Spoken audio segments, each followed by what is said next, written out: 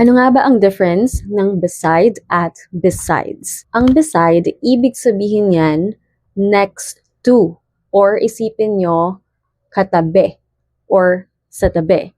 Halimbawa, she sat beside me.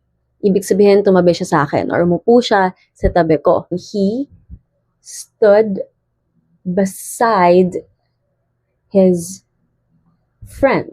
Pwede yung literal na tumayo siya katabi ng kaibigan niya, or figurative na ang ibig sabihin nandun lang siya by his friend's side kahit ano pa man nangyari nun. Alam niyo yun, yung tipo bang nasa tabi lang siya ng kaibigan niya nung mga panahon na kailangan niya ng karamay. Now, yung besides naman, isipin niyo lang aside from or other than.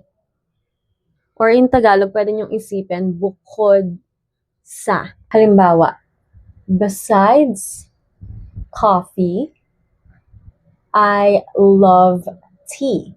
So, ibig sabihin, bukod sa kape, gusto ko rin ng tsaa. O kaya parang, I have no plans besides resting.